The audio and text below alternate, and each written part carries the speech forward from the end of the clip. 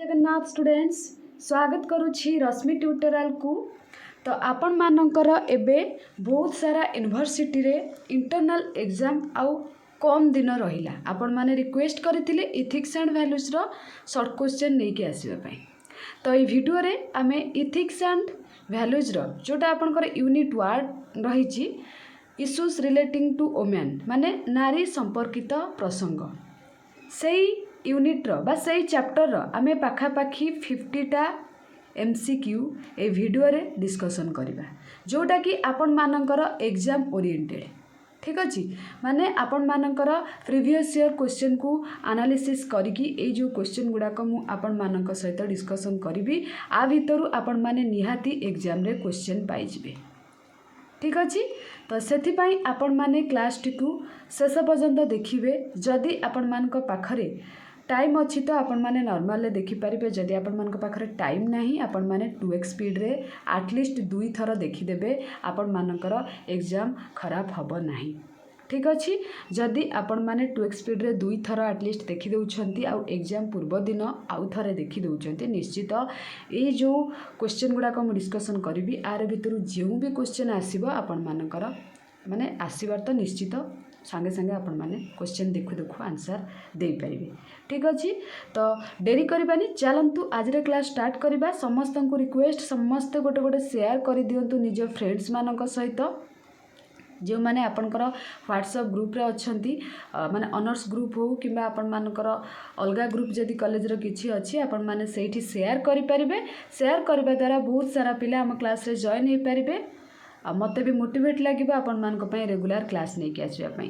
तो ethics and values रो short question सरिला परे लॉन्ग क्वेश्चन मध्य मु आपण मानक पई नै के आसीबी 3 मार्किया 2 मार्किया 5 मार्किया सबु किंतु आपण मानकर ए वीडियो रे बहुत सारा भल पाइबा दरकार। 4 वर्ष हैला रश्मि ट्यूटोरियल केमिति +3 पिला मानक सहित जोड़ी कि अछि आपण माने सीनियर मानक ठारू पचारि बुझी पारिबे।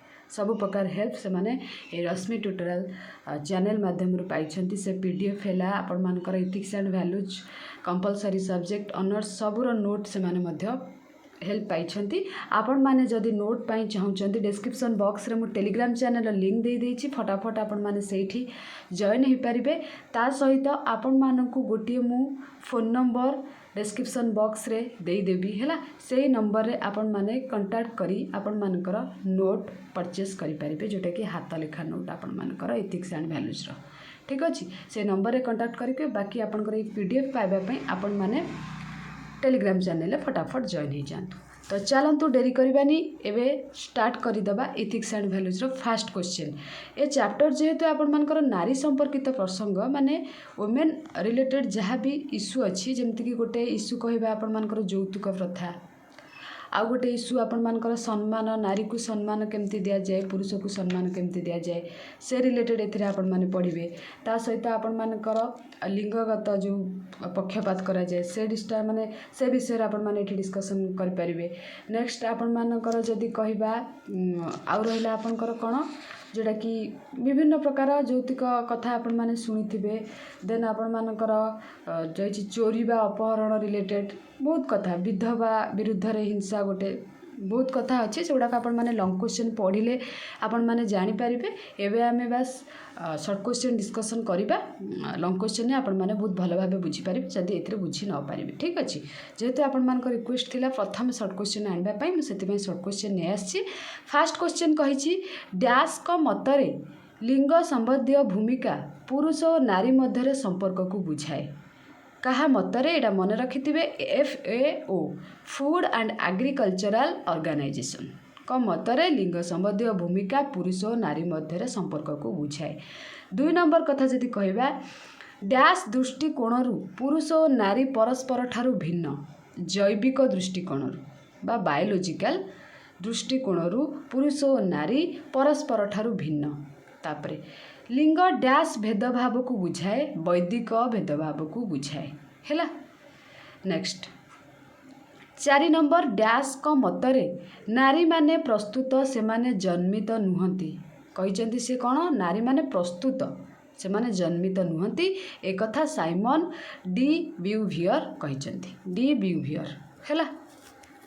तापरे जदि कहबा 5 नंबर आपण मानकर विंश शताब्दी रे डैश बेलू सेक्स और जेंडर मध्य पार्थक्यर तर्क आरंभ है। विंश शताब्दी डैश बेलू सेक्स और जेंडर मध्य पार्थक्यर तर्क आरंभ है 50 दशकर बेलू। ठीक अच्छे। तापर 6 नंबर जेंडर एक डैश शब्द सांस्कृतिक शब्द है। जेंडर एक सांस्कृतिक शब्द। हाँ बहुत सारा पिला नोट विषय पचार हाथ लेखा नोट आपण मैंने से किणी पारे जो नंबर देछि डिस्क्रिप्शन बॉक्स रे आपण मैंने से नंबर रे कांटेक्ट करिकि आपण मैंने किणी पारे।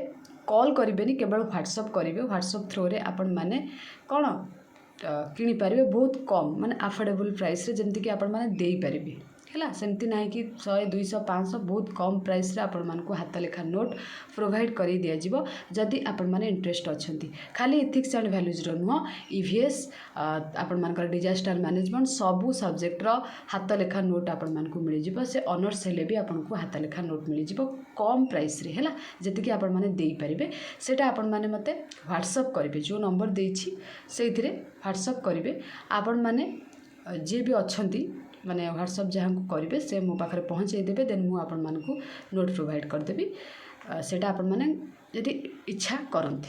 ठीक अच्छे। तापर 7 नंबर कही डैश व्यक्तिर सामाजिक संगठनात्मक भूमिका को नहीं पुरुष और नारी संपर्क को बुझाए जेंडर है। जेंडर व्यक्तिर सामाजिक संगठनात्मक भूमिका को नहीं पुरुष और नारी संपर्क को बुझाए। 8 नंबर जदि कहबा लिंग संबंधी भूमिका पुरुष और नारीर पार्थक्य को पुलिंग स्त्रीलिंग भाव दर्शाई थाए जोटा कि हूँ आना ओक्ले है। लिंग संबंधी भूमिका पुरुष और नारीर पार्थक्य को पुलिंग स्त्रीलिंग भाव दर्शाई थाए एक कथा आना ओक्ले माने तांको मतरे एटा कि लिंग संबंधी भूमिका पुरुष और नारीर पार्थक्य को पुलिंग स्त्रीलिंग भाव दर्शाई थाए। जदि 9 नंबर कहबा आपण मानकर 9 नंबर कही डैश का मतरे लिंग संबंधी भूमिका समाज द्वारा सृष्टि जहाँ नारी निमंते एपरी परिस्थिति सृष्टि करे जहाँ द्वारा से घरोई और परिवार दायित्व नेबा निमंते उपयोगी समर्पण और सहनशीलता गुण सहित जड़ित हो जाए। कहा मतरे कौन हुए नारी परिस्थिति एमिति हुए जे से घरोई और परिवार दायित्व नेबा लगी निजको समर्पण कर दिए आ सही जाए सबकि है। माने एक कथा कही किए ना आपण मानकर साइमन डी ब्यूवियर कही कि जड़े नारी सबकि समर्पण मान निजको समर्पण कर दिए परिवार दायित्व पाई है। माने किछि आपण माने देखिथिबे किछि स्त्री लोक कौन करती आफ्टर मैरिज जहाँ ताकर पूर्वर जॉब थाए से परिवार पाई जॉब छाड़ी दियंती जॉब स्किप करके से कौन करती परिवार दायित्व नियंती। आ नेक्स्ट जदि कहबा आपण मानकर बहुत किछि झियो भी अच्छी कम एज रू मैरिज कर जाती पाठपढ़ा स्किप करके मैरिज कर जाती एटा जो कही किसी भूल कहना सबू फैमिली रे झियो मैंने एमती करती किछि फैमिली रे है किछि फैमिली रे एबे भी होउची एटा आगुरी थिला एबे भी होउची। तापरे नेक्स्ट आपण मानकर 10 नंबर कथा जदि कहबा डैश को द्वारा सती प्रथा उच्छेद होइथिला एटा वेरी वेरी इंपोर्टेंट आपण मानकर आगुरी एग्जाम रे आसीछि ए वर्ष भी आसीबार चांस 90% अच्छी। डैश को द्वारा सती प्रथा उच्छेद होइथिला लॉर्ड विलियम बेंटिंग को द्वारा सती प्रथा उच्छेद होइथिला हैला।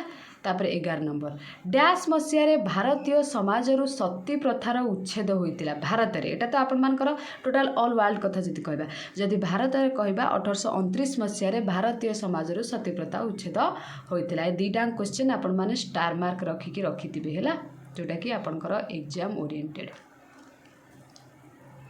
नेक्स्ट बुझिबा 12 नंबर कौन कही भारत में डैश मसीह सती प्रथा विरुद्ध में गण आंदोलन सूत्रपात होता। भारत में डैश मसीह 1800 मन रखी था 1818 मसीह सती प्रथा विरुद्ध में गण आंदोलन होता। यहाँ भी गोटे इम्पोर्टाट क्वेश्चन यहाँ को भी स्टार मार्क रखिकी आपण मैंने रखिथे। ठीक अच्छे। 13 नंबर डैश सती प्रथा को भारतीय समाजर कलंक बोली अभिहत करथिले किए सती प्रथा को भारतीय समाज गोटे कलंक है माने कलंक सती प्रथाटा यहाँ मन रखिथे राजा राममोहन राय। भारत पाइका। 14 नंबर नारी मानंकु धर्म पालनर सुविधा प्रदान करी मध्ययुगीय रक्षणशीलता उपरे डैश कुठारघात करथिले नारी मानक जो धर्म पालनर सुविधा प्रदान करी मध्ययुगीय रक्षणशीलता उपरे रामानंद कुठारघात करथिले। तापरे 15 नंबर जोड़ाक टिके आपण मानकु इंपोर्टेंट कहूँ सब तो आपण मैंने लिखिपारे ना पेन आउ पेपर रे जोड़ाक इंपोर्टेंट कहूँ आपण मैंने आटलिस्ट से गुड़ाक पेन आउ पेपर लिखि रखु एग्जाम पूर्व देखिकी जावाई। पुरुष प्राधान्य समाजर भविष्यत परिप्रेक्षी रे डैश कहिसंती जे पुरुष प्राधान्य समाज आउ नाही किंतु जहा अछि ता हेउची लिंग संपर्कित भूमिका रे असमानता। ए कथा किए कहिसंती माइकेल मैन। पुरुष प्राधान्य समाज रे भविष्यत परिप्रेक्षी रे माइकेल मैन कहिसंती जे पुरुष प्राधान्य समाज आउ नाही किंतु जहाँ भी अच्छी से सब लिंग संपर्कित भूमिकार असमानता है। तापर 16 नंबर डैश माने पुरुष प्राधान्य समाज को नारीर दुर्दशा निमंते दायी करि थांती नारीवादर प्रवक्ता माने। देन 17 नंबर डैश और डैश पार्थक्य को आधार करी पितृतंत्र सृष्टि होइची जोटा कि जैविक और शारीरिक। तापरे नेक्स्ट 18 नंबर कथा जदि कहबा डैश कहितिले बा किए कहितिले नारीर शरीर बाहर भाग्य निर्धारण कला और ता शरीर गठन मानसिकता और प्रजनन क्षमता तार सामाजिक भूमिका को निर्धारण करने को लगिला। एक कथा आपण मानकर सिगमंड फ्रॉइड कहितिले। 19 नंबर गेरेडा लर्नर तांको पुस्तक अनुଯାयी तांको पुस्तक रे डैश अरिस्टोटल को विश्वास उपर वर्णना करिसंती। एटा टिके भेरी भेरी इंपोर्टेंट आपण मानकर रहिबो कोन केउ पुस्तक रे द क्रिएशन ऑफ पैट्रियार्ची आपण मानक एटार मीनिंग पैट्रियार्ची मीनिंग जोटा कि जो समाज रे पुरुष को इंपोर्टेंस दिया जाए स्वताधिकार दिया जाए सेटा होची पैट्रियार्ची रो मीनिंग हैला। तापरे 20 डैश पुरुष प्राधान्य समाज उपर निजर पुस्तक पैट्रियार्ची रे विस्तृत भाव आलोचना करथिले। किए करथिले सर रॉबर्ट फिल्मर। एटा भी इंपोर्टेंट रहबा आपनकर। नेक्स्ट 21 नंबर किए कहिसंती पुरुष प्राधान्यता एक सामाजिक गठन और अभ्यासर व्यवस्था जो पुरुष और नारी उपरे प्राधान्य जाहिर करने सहित दबाई करी रखे और शोषण करे जोटा कि सालिभिया वालबाय। किए कहितिले सालिभिया वालबाय कहितिले पुरुष प्राधान्यता एक सामाजिक गठन और अभ्यासर व्यवस्था जो पुरुष और नारी उपरे प्राधान्य जाहिर करने सहित दबाई करी रखे और शोषण करे। तापरे 22 डैश का मतरे पुरुष प्राधान्य सरकार एपरी एक अनुष्ठान जोठारे समाजर अर्धेक नारी अर्धेक पुरुष मानक द्वारा नियंत्रित हुअंती। केट मिलेट कहिथिले कथा। किए कहिथिले केट मिलेट। 23 नंबर जेंडर समाज पुरुष और नारी को प्रदान करिथिबा विभिन्न डैश विषय दृष्टि निक्षेप करे भूमिका विषय रे। जेंडर समाज पुरुष और नारी को प्रदान करिथिबा विभिन्न भूमिका विषय रे दृष्टि निक्षेप करे। 24 डैश का मतरे पुरुष प्राधान्य समाज रे महिला माने पुरुष मानक द्वारा शोषित अवहेलित और निष्पेषित हुअंती जोटा कि केट मिलेट कहिथिले। देन 25 नंबर डैश का दर्शन रे पुरुष प्राधान्य समाजर झलक देखा मिले प्लाटों का दर्शन रे। एटा भेरी भेरी इंपोर्टेंट आपण मानकर रहिबो स्टार मार्क देकी रखि दियंतु। देन राजनीति विज्ञानर जनक डैश मध्य नारी को एक नकारात्मक स्थान प्रदान करथिले अरिस्टोटेल। एटा भेरी भेरी इंपोर्टेंट हैला मन रखिथिबे। अरिस्टोटेल आपनकर पॉलिटिकल साइंस रे लिखा ही जाइछि राजनीति विज्ञानर जनक जे कि नारी को एक नकारात्मक स्थान प्रदान करथिले। ऑन पैट्रियार्ची पुस्तकटी डैश रचना करथिले कमला भासिन। ये भी वेरी वेरी इंपोर्टेंट। तापरे ये जो लिखा है सेक्स डैश होइतिबा समय जेंडर डैश अटे जैविक होइतिबा समय सामाजिक सांस्कृतिक अटे। 29 ଡ୍ୟାସ୍ କହିଛନ୍ତି ଯେ ସର୍ବସାଧାରଣ ଓ ଘରୋଇ ଚିନ୍ତନ ପ୍ରଥମେ ଊନବିଂଶ ଶତାବ୍ଦୀରେ ଇଂଲଣ୍ଡରେ ଆରମ୍ଭ ହୋଇଥିଲା, ଯେଉଁଟାକି ଡେଭିଡ୍ ଅଫ୍ କହିଛନ୍ତି ଯେ ସର୍ବସାଧାରଣ ଓ ଘରୋଇ ଚିନ୍ତନ ପ୍ରଥମେ ଊନବିଂଶ ଶତାବ୍ଦୀରେ ଇଂଲଣ୍ଡରେ ଆରମ୍ଭ ହୋଇଥିଲା। ତାପରେ 30ଟା ଯଦି କହିବା ଡ୍ୟାସ୍ ଶତାବ୍ଦୀରେ ସର୍ବସାଧାରଣ ଓ ଘରୋଇ ଚିନ୍ତନ ଆରମ୍ଭ ହୋଇଥିଲା ବୋଲି ଡେଭିଡ୍ ଅଫ୍ ମତ ଦେଇଥିଲେ କେବେ ନା ଊନବିଂଶ ଶତାବ୍ଦୀରେ। 31 ସର୍ବସାଧାରଣ ଓ ଘରୋଇ ଚିନ୍ତନ ପ୍ରଥମେ ଡ୍ୟାସ୍ ଦେଶରେ ଆରମ୍ଭ ହୋଇଥିଲା ବୋଲି ଡେଭିଡ୍ ଅଫ୍ କହିଥିଲେ ଇଂଲଣ୍ଡ। ସର୍ବସାଧାରଣ ଓ ଘରୋଇ ଚିନ୍ତନ ପ୍ରଥମେ ଇଂଲଣ୍ଡ ଦେଶରେ ଆରମ୍ଭ ହୋଇଥିଲା ବୋଲି ଡେଭିଡ୍ ଅଫ୍ କହିଥିଲେ। 32 ଡ୍ୟାସ୍ ତତ୍ତ୍ୱ ନାରୀକୁ ଅଧସ୍ତନ କରି ରଖିବା ସହିତ ତାହାର କାର୍ଯ୍ୟକଳାପକୁ ଘରୋଇ କ୍ଷେତ୍ରରେ ବା ଘରର ଚାରିକାନ୍ଥ ମଧ୍ୟରେ ସୀମାବଦ୍ଧ କରି ରଖିଥିଲା, ଯେଉଁଟାକି ପିତୃତନ୍ତ୍ର। ଡ୍ୟାସ୍ ତତ୍ତ୍ୱ ନାରୀକୁ ଅଧସ୍ତନ କରି ରଖିବା ସହିତ ତାହାର କାର୍ଯ୍ୟକଳାପକୁ ଘରୋଇ କ୍ଷେତ୍ରରେ ବା ଘରର ଚାରିକାନ୍ଥ ମଧ୍ୟରେ ସୀମାବଦ୍ଧ କରି ରଖିଥିଲା। ତାପରେ ଲିଷ୍ଟର ଡ୍ୟାସ୍ ମସିହାରେ ଏକ ଅଧ୍ୟୟନରେ କହିଛନ୍ତି ଯେ ଏହି ସର୍ବସାଧାରଣର ଓ ଘରୋଇ ବିତର୍କ ଯୋଗୁଁ ନାଗରିକ ହେବାରୁ ନାରୀମାନେ ବଞ୍ଚିତ ହୁଅନ୍ତି। 1977 ମସିହାରେ ଏକ ଅଧ୍ୟୟନରେ କହିଛନ୍ତି ଯେ ଏହି ସର୍ବସାଧାରଣ ଓ ଘରୋଇ ବିତର୍କ ଯୋଗୁଁ ନାଗରିକ ହେବାରୁ ନାରୀମାନେ ବଞ୍ଚିତ ହୁଅନ୍ତି। ତାପରେ 34 ସାଧାରଣତଃ ଡ୍ୟାସ୍ ସମାଜର ଅର୍ଥ ପରିବାରରେ ପିତା କିମ୍ବା ସ୍ୱାମୀଙ୍କ ଶାସନକୁ ବୁଝାଏ, ଯେଉଁଟାକି ପୁରୁଷ ପ୍ରାଧାନ୍ୟ। ସାଧାରଣତଃ ପୁରୁଷ ପ୍ରାଧାନ୍ୟ ସମାଜର ଅର୍ଥ ପରିବାରରେ ପିତା କିମ୍ବା ସ୍ୱାମୀଙ୍କ ଶାସନକୁ ବୁଝାଏ। ତାପରେ ପାଟ୍ରିଆର୍ଚି ଶବ୍ଦଟି ଗ୍ରୀକ୍ ଶବ୍ଦ ଡ୍ୟାସ୍ରୁ ଆସିଅଛି, ଆପଣଙ୍କର ପାଟ୍ରିଆର୍ଖେସ୍ ଗ୍ରୀକ୍ ଶବ୍ଦରୁ ଆସିଅଛି। 36 ପାଟ୍ରିଆର୍ଖେସ୍ ଶବ୍ଦର ଅର୍ଥ କ'ଣ? ଜାତିର ମୁଖ୍ୟ, ଯେଉଁଟାକି ପାଟ୍ରିଆର୍ଖେସ୍ର ଅର୍ଥ। 37 ନାରୀ ଓ ପୁରୁଷ ମଧ୍ୟରେ ଥିବା ଜୈବିକ ବିଭାଜନକୁ ଡ୍ୟାସ୍ କୁହାଯାଏ। ଜୈବିକ ବିଭାଜନକୁ ଲିଙ୍ଗ କୁହାଯାଏ ହେଲା। ତାପରେ ପରିବାରରେ ଡ୍ୟାସ୍ ନୀତି ପ୍ରଚଳିତ ହୋଇଥାଏ। କାର୍ଯ୍ୟ ବିଭାଜନ ନୀତି, ଡିଭିଜନ ଅଫ୍ ଲେବର। ଏଇଟା ଫ୍ୟାମିଲିରେ ଆପଣମାନଙ୍କର ଏବେ ହେଉଛି କି ନାହିଁ କମେଣ୍ଟ ସେକ୍ସନରେ କମେଣ୍ଟ କରନ୍ତୁ। ପିତୃତନ୍ତ୍ର ସମାଜର ଅନ୍ୟ ନାମ ଡ୍ୟାସ୍ ଅଟେ, ପିତୃବଂଶୀୟ ସମାଜ ଅଟେ।